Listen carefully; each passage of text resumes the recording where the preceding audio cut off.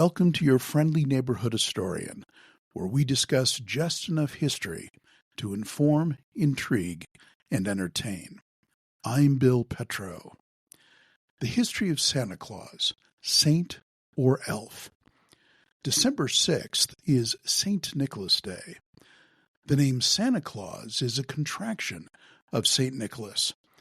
The German name Sankt Nikolaus can be pronounced Santa Niklaus. Now, was Santa a man, a myth, a legend, or an elf? The historical St. Nicholas was born in the late 3rd century, perhaps in AD 270. Nicholas became a bishop in Greece and gained distinction in the councils of the church. He was especially famed for unexpected gifts and later associated with the giving of presents during the season at the end of the year. He is quoted as saying, "I am Nicholas, a sinner, Nicholas, servant of Jesus Christ." He was imprisoned during the great persecutions of Christians under the Roman Emperor Diocletian in AD 303, but freed by the decree of the Emperor Constantine. After that, he has served as Bishop of Myra for another 30 years. He died on December 6th, around 343 AD, and the feast of St. Nicholas is now held on that day. He was renowned for battling heresy. His participation in the famous First Ecumenical Church Council of Nicaea, which was called by Emperor Constantine in 321, where legend has it that he lost his temper and slapped the heretic Arius. Now, Arius was a presbyter from Alexandria in Egypt who taught that there was a time when Christ was not, meaning that the Son of God had a different essence or nature than the Father, denying Christ's deity. But Nicholas was a dedicated Trinitarian and one of the signers of the Nicene Creed. He asserted the Trinity, three persons of the same nature. This was the first church council where Arius' teachings were condemned, but it was not the last. Many stories are told of St. Nicholas's kindness, such as the story of the poor man and his 3 daughters.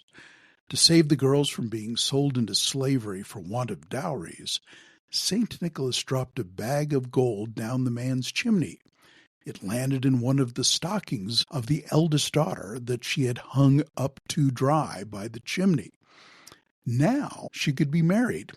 The other 2 daughters quickly hung up their stockings for St. Nicholas to fill with gold so that they too could soon be married.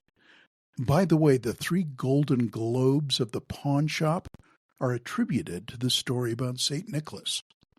He seems to have been adopted by the Netherlands as the patron saint of children. On St. Nicholas Eve, they leave their wooden shoes, or sabots, filled with hay for the saint's white horse when he would come. And it was believed that he would fill their shoes with chocolate money and other gifts. He is real to children the world over who await his annual visit under various names such as Kris Kringle, Father Christmas, Saint Nick, La Befana, and Yule Totem. In America, in 1809, the American author Washington Irving, under the pen name Diedrich Knickerbocker, wrote A History of New York, wherein St. Nicholas, a jolly personage smoking a Dutch pipe, skimmed over the treetops in a wagon and dropped presents down the chimneys.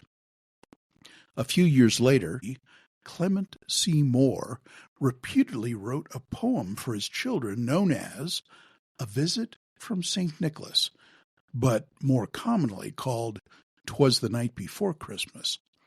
In the poem he writes, he was chubby and plump, a right jolly old elf. By the way, in the book Author Unknown, Don Foster makes the case that Henry Livingston actually wrote this in 1807 or 1808 and published it anonymously, with Clement Moore claiming authorship in 1837. Many are unaware that the term Santa Claus was never used in the poem. However, the reindeer are there, a part of the legend undoubtedly developed in America, probably by Scandinavians in the United States.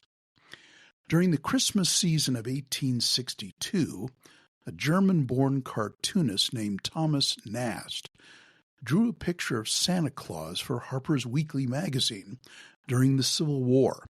Nast combined his native German traditions of St. Nicholas with other German folk traditions of elves. His various pictures of St. Nicholas, or Santa Claus, ran from 1866, firmly cementing the image in the American mind. The name Santa Claus also has become more familiar to American ears than the German Sant Niklaus or the Dutch Sinterklaas. Finally, in 1930, the now familiar American Santa image solidified. It was inspired by a visit from St. Nicholas, but artist Haddon Sundblom began Coca-Cola Santa advertisements during his 35 years there, firmly establishing Santa as an icon of contemporary commercial culture. This Santa was not an elf, but a man, jolly and wearing the now familiar red fur-trimmed suit. There is another alternative view of his history. Some believe that Santa Claus was originally Polish, North Polish. Thank you for listening. I'm Bill Petro, your friendly neighborhood historian. You can find more details on this topic and others on my website at billpetro.com.